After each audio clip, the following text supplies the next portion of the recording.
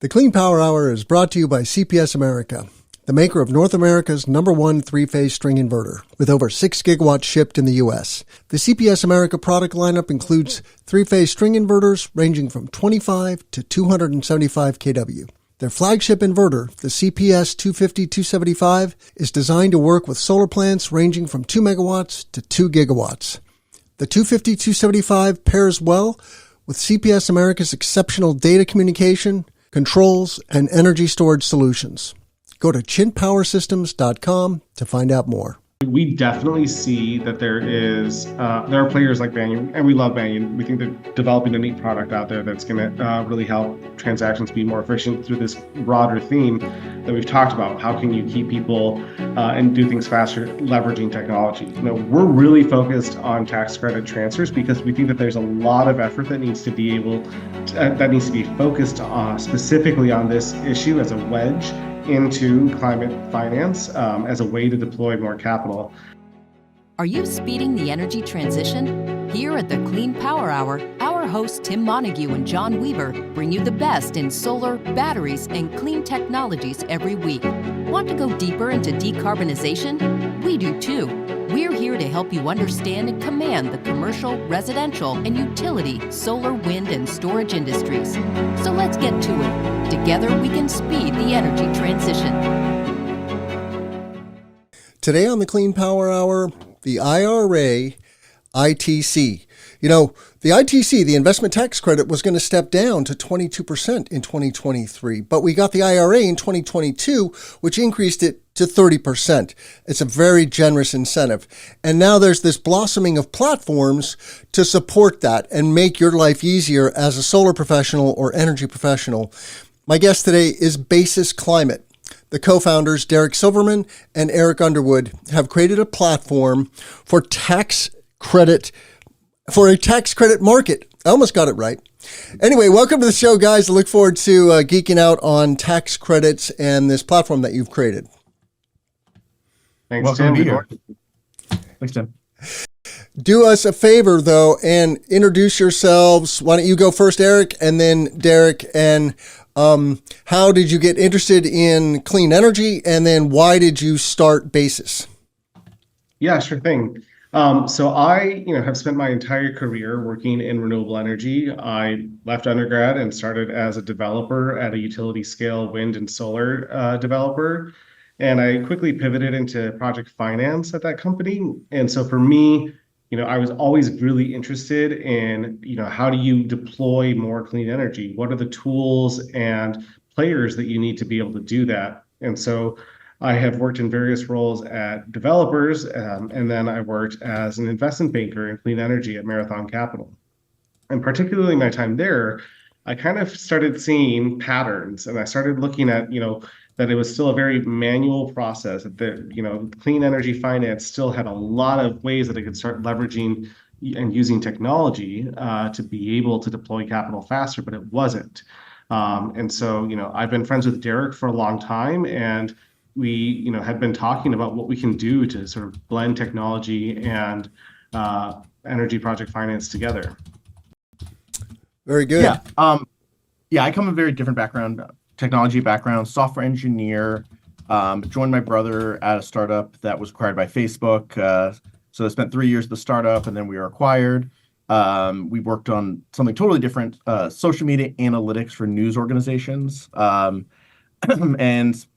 had a wild ride at Facebook and knew when I was done there that I wanted to get into renewables, climate change, some aspects of that. And I landed at Rewiring America for about a year and a half. A Rewiring is, if you don't know it, is an electrification nonprofit. They really helped push various provisions into the IRA around rebates for electrification for low and middle income households, as well as more tax credits for individuals beyond just solar, but also for heat pumps, for water heaters, electric water heaters, EV chargers, like a long gamut of electrification equipment. And so there, close to the policy team, transferability piqued my interest. And because we're talking with Erik, I was like, Erik had been identifying all these things he wanted to do with technology and improve project finance. And transferability seemed like that wedge issue where we could really leverage technology to open up this market. And I forgot to mention, Erik and I've known each other forever. We went to Wesleyan University together. We were undergrad, great friends in undergrad. And so, we've been friends ever since. And so we go back a long ways. That's cool. Let's just get some of the nuts and bolts on the table here. You talk about tax credit transfer. So there's a capital project. Let's just say a solar project, right? Let's say it's a small commercial project. It's $100,000, $30,000 or $33,000, give or take, is now eligible for a tax credit. And some companies cannot leverage that. They don't have a tax liability. And that includes for-profits and nonprofits. And so we should also discuss if this is relevant for nonprofits. And so when you can use the tax credit, you can use it in year one, or you can spread it out over 20 years. And then it is transferable, meaning you can sell that tax credit to somebody else who has a tax liability and wants to reduce their tax burden and participate in the clean economy at the same time, right? It's kind of a win-win. There's all kinds of tax credits, I'm sure, in the world. But am I defining this correctly, or what else should our listeners know about this? Yeah, I would just say generally when we're talking about transferable tax credits, you're not talking about individuals. And so I know a lot of your listeners are out there selling, installing solar equipment to individuals for homes or Sure, residential projects. For these credits that are transferable, it's for corporate tax credits. And so it's in a case where there's a regional developer or installer that now wants to own the assets and sign a lease with the property owners. And in those cases, they can sell the tax credit. So if a corporation owns the solar facilities in this example, they can transfer those tax credits to another corporation that has tax liability. And we're here to help make that happen between corporations. But this applies to the host as well, right? If I'm a company buying a commercial solar facility, like I said, I have a tax credit that I may or may not be able to use. Are we not talking about that? Yes, exactly. If you're a business that's installing, if you're a grocery store, let's say in Idaho, and you're installing solar on your rooftop, you can sell the tax credit to a corporate or a business that does have that tax liability. And so that's how it can help. Yeah. And historically, just to jump in. Go ahead. Oh, just one clarification. It's like, really, it's a business tax credit. So it's really the key, the easiest buyer to sell it to is a corporation. There's it's very complicated to sell it to individuals. They often won't qualify, but really it's a business tax credit. So you can be an LLC, an S Corp, generating that credit. Yeah, I don't know why you guys went to the whole personal thing. My audience is solar professionals, including residential installers, but there's this whole ecosystem of my audience, which is commercial, industrial, and community solar and utility solar. So anyway, wonderful. And then there's direct pay for nonprofits. So nonprofits don't pay taxes, but and historically this was a problem, right? Because the ITC historically did not really apply to nonprofits, and so generally they were going to do third-party ownership projects. Now we have something called direct pay, and so they can just receive that tax credit as a lump sum payment. Now, obviously, if they're going to receive a lump sum payment, they're not going to be interested in probably selling or trading that. But I don't know. Does the nonprofit world factor in here at all? So I think one of our primary purposes is to find buyers and make it help with the transaction. We definitely think the work we're doing is applicable to direct pay. Just making sure that that you're getting your ducks in a row, you're setting yourselves up for success when you do go apply for the direct pay. A lot of the same paperwork and questions that buyers ask, the government's going to ask for too. So we do expect to be able to support direct pay, but it's not where we're focused our attention. Sure. Is really discovering buyers, educating those buyers, and then really making it possible to transact with a solar developer installer of any scale with corporates around the United States. Yeah. And then the other point of potential confusion is tax equity finance. Let's distinguish the world of tax equity finance from tax credits. Yeah, and I think this is interesting because a lot of people continue just to use tax equity for everything in this universe. And for us, we're really focused on differentiating this. I mean, a tax equity transaction is you're bringing in an equity owner into the project and you're forming a very complex partnership that has, a long history of 20 years of rules and processes to sort of ensure that meets all the standards and requirements that the IRS has had over the years. But it's a complicated ownership process where you're bringing in a tax equity investor. We don't do tax equity at all because we think that there's a really great elegance in the simplicity of tax credit transfers. And so we're entirely focused on tax credit transfers, which is the simple sale of that tax credit from one business to another. It's not easy. There's a whole process that we've had to develop and standardize over the last year.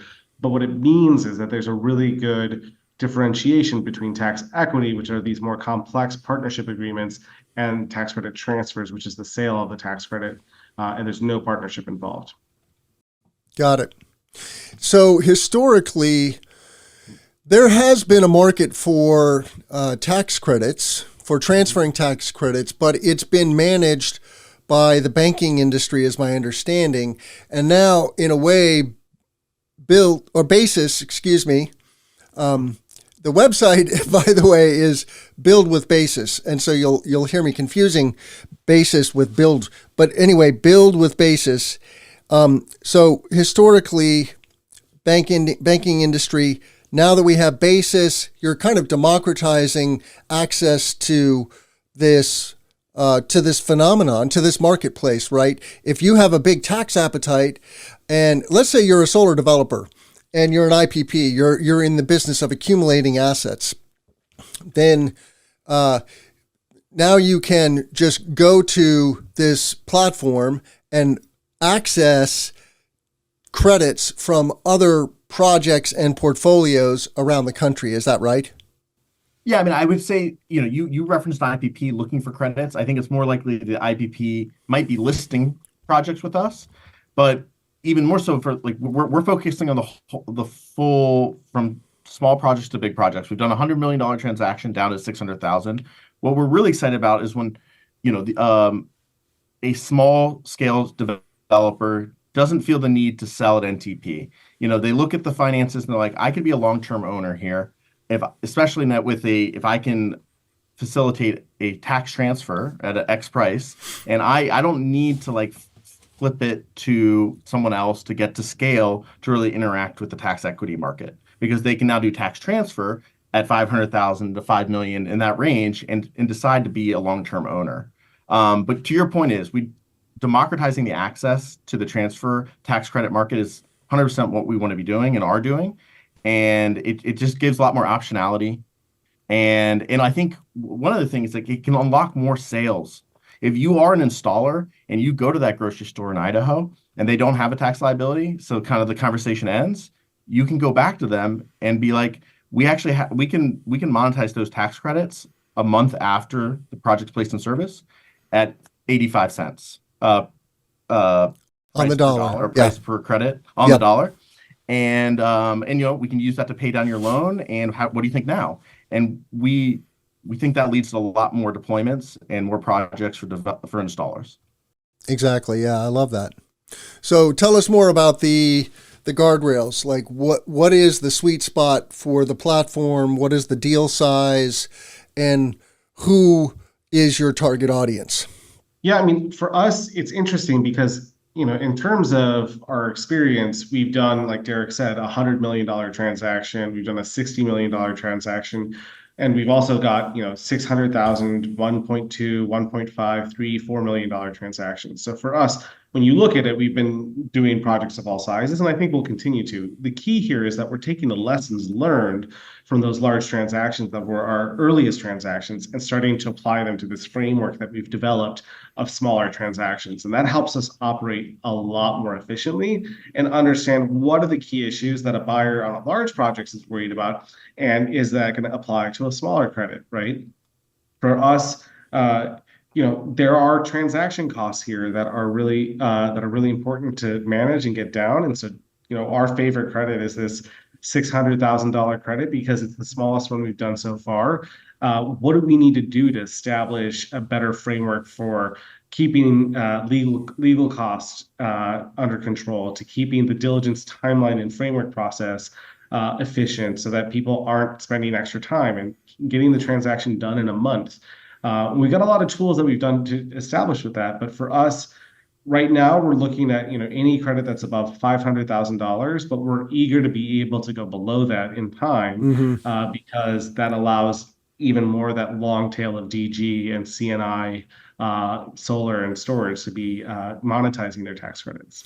I mean, I have to say, when you're talking there, Erik, it made me harken back to my conversation with Amanda Lee at Banyan Infrastructure.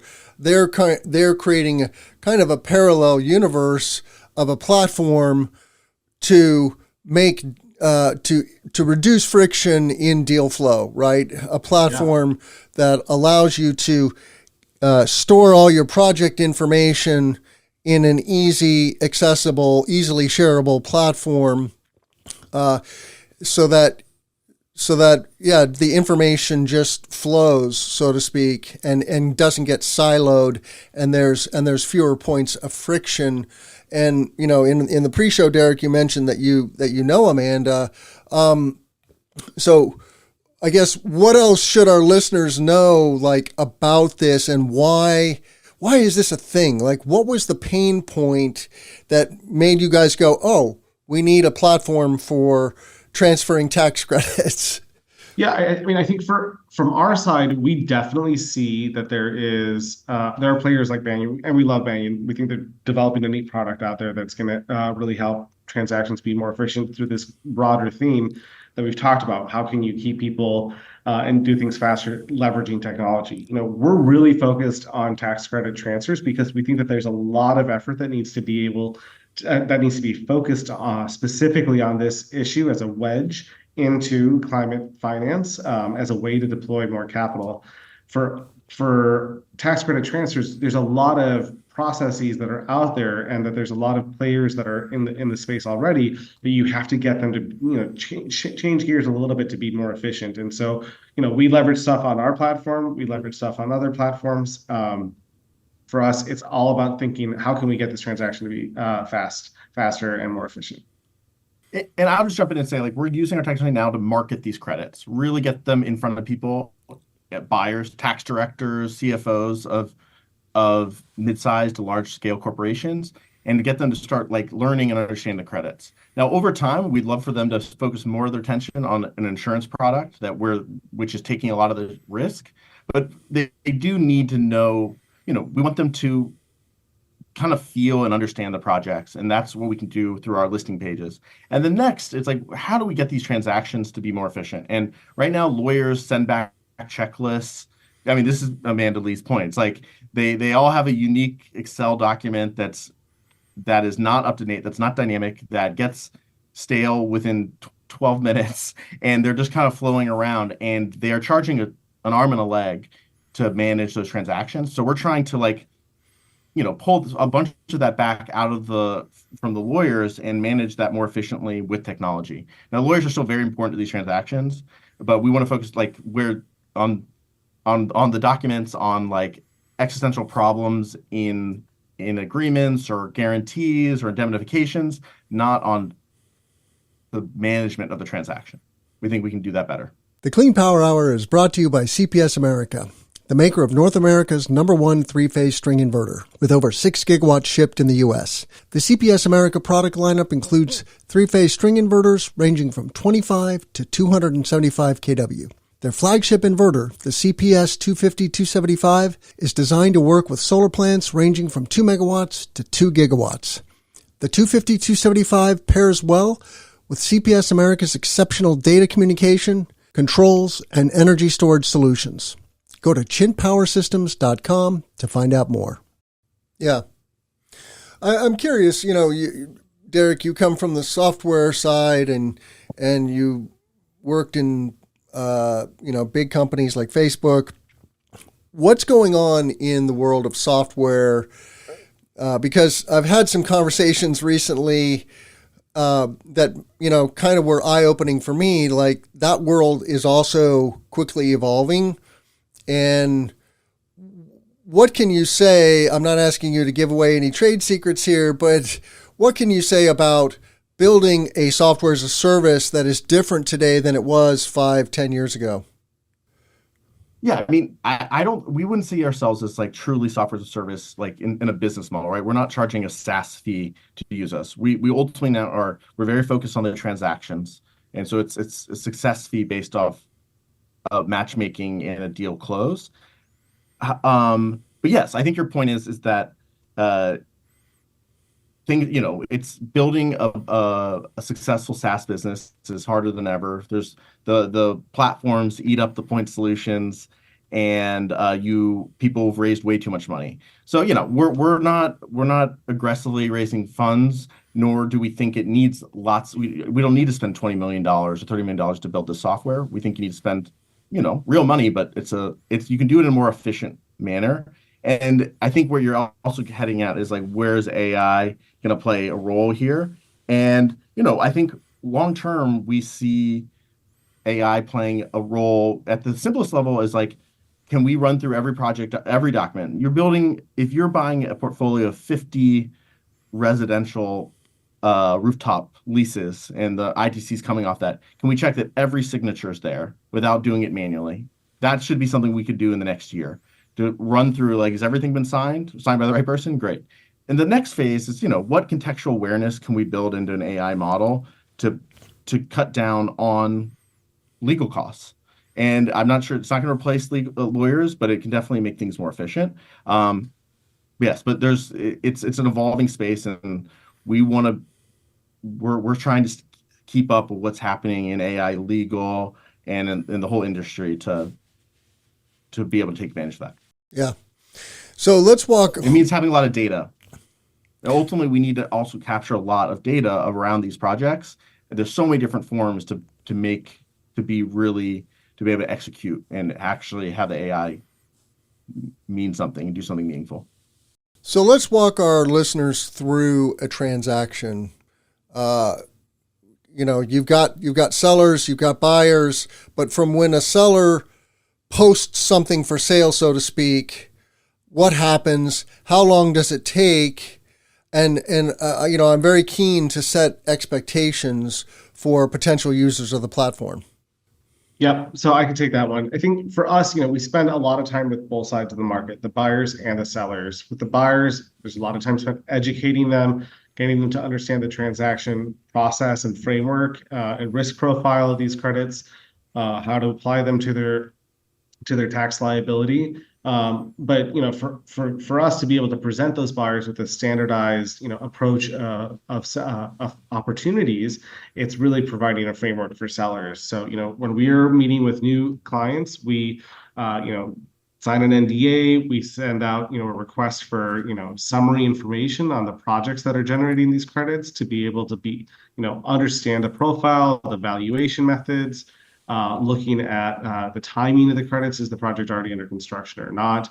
A summary of things there that can let us present those opportunities of tax credits in a sort of very standardized approach to sellers or to buyers on our platform. Then the buyers are, and they're anonymized as well. So we'll say, we won't say here's Dixieland, solar. We'll say there's a solar project here in Missouri or something like that. And then it talks about the general size and timing that those credits will be available once they complete construction. Buyers then are able to look at all the credits on our platform and be able to sort of filter for whatever ones they like in terms of sizing or timing or pricing as well. And then they're able to request more information, in which case they would be able to get access to more information with seller's approval on details of the project, and be able to then provide a term sheet and submit a term sheet for the sellers. And we're there throughout the entire process. So we're helping the buyers, understand what the term sheet should look like, what we can do there. We're trying to leverage tech as much as possible to keep this as smooth of a process as possible. And then once the seller agrees to those terms, we do think it's a very quick process, working to get that to be done in a month, really, presenting the tax credit, terms from once they're signed to getting the diligence and the documentation all sorted. And again, we're there throughout the entire process because I think, somebody needs to keep people focused on execution of the transaction in a fast and efficient manner. And once the tax credit's signed, there's can be some differences in payment timing if the projects aren't already operational yet. You'll have post-closing payment commitments for when those projects are operational, or if there's a different commercial agreement that's met. And then, of course, we have the IRS registration process. All of these tax credits need to be registered on the IRS's website. We think we registered one of the earliest ones on the website, and so we're still working through that registration number process, but it's now live for this tax season. And so that's been another big thing to sort of see the government support its framework so that we can interact with that with our transactions as well. But then after that, it's done. The tax credit's transferred. You don't have that ongoing equity partnership. And so some buyers would like to know that the projects are still operating and owner and qualified. These are key things. And we're here to help prepare that, we're here to help with that awareness and information transfer over the next few years during the recapture period. But generally, it's a much faster and more efficient process than a large, complex tax equity deal. And soup to nuts, what should the expectation be that they might be able to make it, complete a transaction, assuming everybody's ducks are in a row, so to speak, like a best case scenario? How long does this take? Yeah, we're really trying to get these done within a month. We think that once you have the buyer identified and you've matched them with the credits are available, it can be done within a month because the diligence process, again, is quite streamlined. We've got great tools. We have an 8-page tax credit transfer agreement that we've been working on. This is significantly smaller than the multi-100-page tax equity partnerships. But again, it's still a very solid agreement that's been transacted on and that is doable. And so for us, being able to keep people focused to what are the key aspects of the tax credit transfer and how to get that done is important. So what are the additional pain points that you're tackling? Because you mentioned an insurance product. I don't know what that's about, but how does this evolve as time goes on? Yeah, great bringing up insurance. I wanted to bring it up earlier. Yeah, buyers come into these transactions wanting almost no risk. They're like, we're giving you our tax liability and we're going to give you cash, and we're not investing in you. We are buying these tax credits. So they really want to de-risk this as much as possible. And on smaller credits is where we're focused a lot of attention. The counterparties, the business or the developer installer is often not, rarely investment grade. And even in the upscale, the bigger markets, you still have a lot of mid-sized shops who are doing hundreds of millions of dollars a year, and they're just not investment grade. So the buyers are seeking indemnifications and guarantees, and these smaller shops really can't offer that. So that's where insurance steps in. You do a risk transfer to an insurance product. It's a robust market to date, again, but it's kind of built around larger transactions. It's really historically been there to the numbers to work on $10 million and plus transactions. Now the market's starting to evolve, the insurance market, but we're working on allowing to do one-off transactions at the $500,000 million level where it can be insured and at a reasonable premium. That insurance I think is key because the counterparties are often weak. They aren't. It's not Google or Microsoft or anyone like that. Because of what could go wrong in a recapture, the project go offline, or there's a sale of the assets. They really want to be able to look to something to fill that hole if there's a recapture. So we see insurance as almost required on most of these transactions. And if you talk to anyone who's done a transfer this year, there's its insurance was likely involved. When you say So it's recapture, great for the insurance market.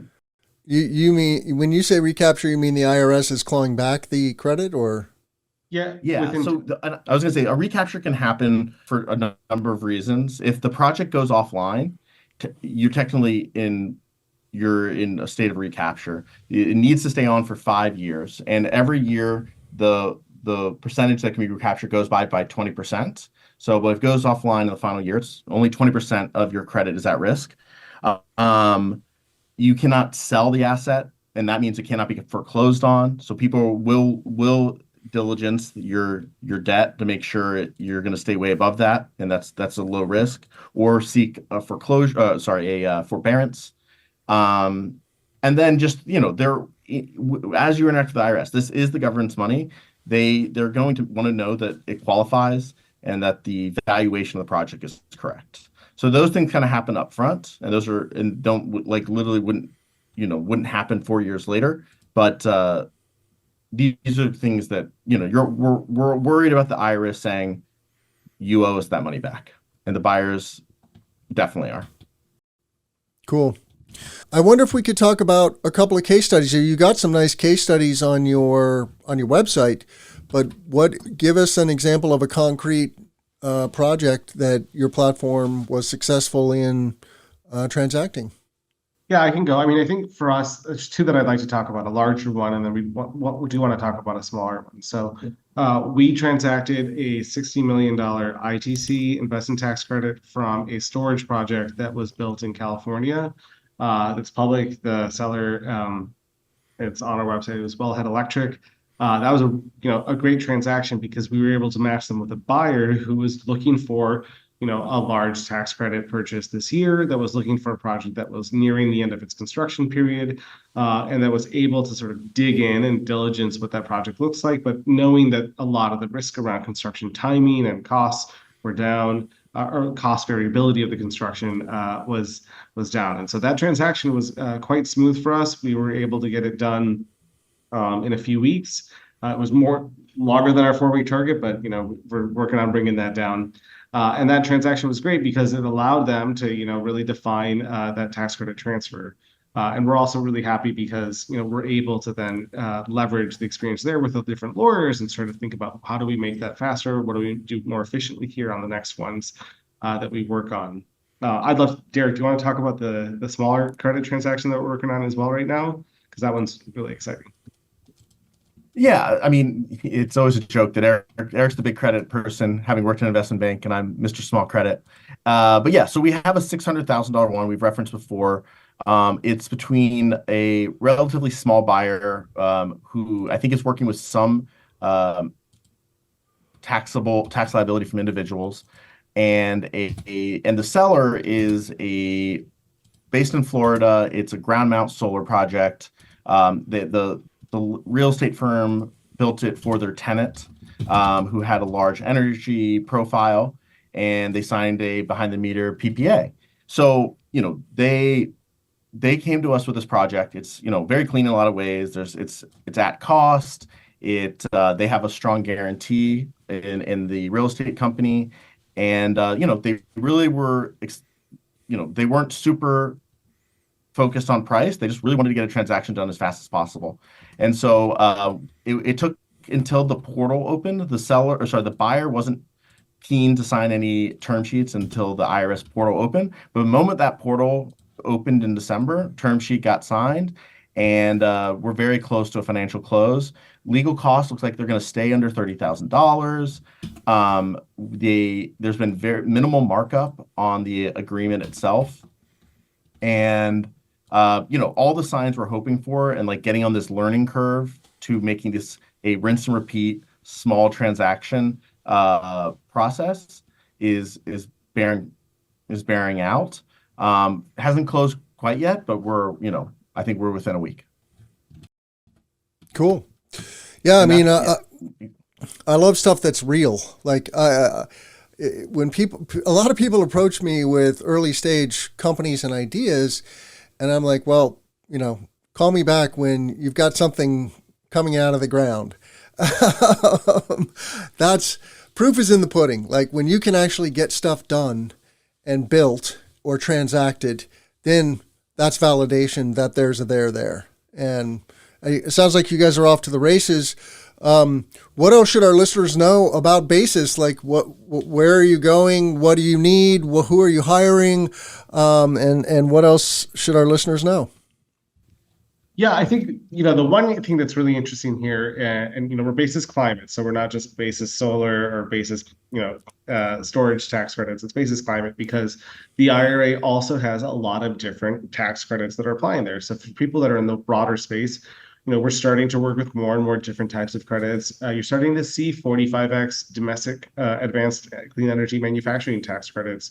There's a lot of buzz right now about the new hydrogen guidance rules for those hydrogen tax credits. So we're excited because in 2023, we were focused on, more core traditional areas of clean energy, which was wind, solar, and storage. We are excited to now expand beyond that into other areas of clean energy IRA qualifying tax credits. And so we're very open to having people come to us. Our team is growing. We have more than a half dozen people now. And we're really excited to bring solutions to the market that are point solutions to problems that are there. So that insurance product is a really big one that we're working on right now. We're here to help people with the traditional insurance market as well. We're also here to look at what is your tax credit timing? How can you bring yourself to the market? When is the right time? And how do we help you think about the economics of the tax credit transfer earlier on? So our doors are open. We're really excited to talk to people as they have opportunities that they're looking at monetizing. Well said. And I want to give the best time to talk to. I was just going to jump and say the best time to talk to us is like maybe right after NTP. Like you're really moving forward, the project's being built. If it's too early in the process, we don't have that much to talk about. If it's 9-12 months out and it's a $2 million project. And the last thing is I'm particularly excited about how you qualify heat pumps plus solar. That's another a new novel kind of ITC where we think is going to be from my experience at Rewiring America and what it can do for electrification. It's like if you can qualify the heat pump as ITC eligible because it's being powered by heat pumps, you're unlocking more projects, more electrification, and I think it's a boon to like the installer base who have had, it's been a tough year last year with interest rates and giving them more equipment to sell. That's good for climate. Absolutely, and sorry for cutting you off, Tim. And that's a good reference point to my conversation with Jamie Score, who was the gentleman who introduced us. So thank you, Jamie. And this episode will drop slightly after my interview with Jamie. But I want to thank Derek and Erik with Basis Climate for coming on the show today. Check out all of our content at cleanpowerhour.com. Please give us a rating and a review on Apple and Spotify. And tell a friend about the show today. You can find me on LinkedIn or at cleanpowerhour.com. I love to hear from my listeners, so please connect with me, reach out to me. I'm going to be in San Diego, so hope to see all of you there at InterSolar and RE Plus Community Power. And with that, how can our listeners find you guys, Erik and Derek? Yeah, we're Basis Climate, but you can go to our website at buildwithbasis.com, and we've got forums right there to get in touch with us. Excellent. Well, I'm Tim Montague. Let's grow solar and storage. Hey, listeners, this is Tim. I want to give a shout out to all of you. I do this for you twice a week. Thank you for being here. Thank you for giving us your time. I really appreciate you and what you're all about. You are part and parcel of the energy transition, whether you're an energy professional today or an aspiring energy professional. So thank you. I want to let you know that the Clean Power Hour has launched a listener survey, and it would mean so much to me if you would go to cleanpowerhour.com, click on the About Us link right there on the main navigation. That takes you to the About page, and you'll see a big graphic, Listener Survey. Just click on that graphic, and it takes just a couple of minutes. If you fill out the survey, I will send you a lovely baseball cap with our logo on it. The other thing I want our listeners to know is that This podcast is made possible by corporate sponsors. We have Chin Power Systems, the leading three-phase string inverter manufacturer in North America. So check out CPS America. But we are very actively looking for additional support to make this show work. And you see here our media kit with all the sponsor benefits and statistics about the show. You know, we're dropping 2 episodes a week. We have now over 320,000 downloads on YouTube, and we're getting about 45,000 downloads per month. So this is a great way to bring your brand to our listeners, and our listeners are decision makers in clean energy. This includes project executives, engineers, finance, project management, and many other professionals who are making decisions about and developing, designing, installing, and making possible clean energy projects. So check out cleanpowerhour.com, both our listener survey on the About Us and our media kit, and become a sponsor today. Thank you so much. Let's grow solar and storage. The Clean Power Hour is brought to you by CPS America, the maker of North America's #1 three-phase string inverter, with over 6 gigawatts shipped in the U.S. The CPS America product lineup includes three-phase string inverters ranging from 25 to 275 kW. Their flagship inverter, the CPS 250-275, is designed to work with solar plants ranging from 2 megawatts to 2 gigawatts. The 250-275 pairs well with CPS America's exceptional data communication, controls, and energy storage solutions. Go to chinpowersystems.com to find out more.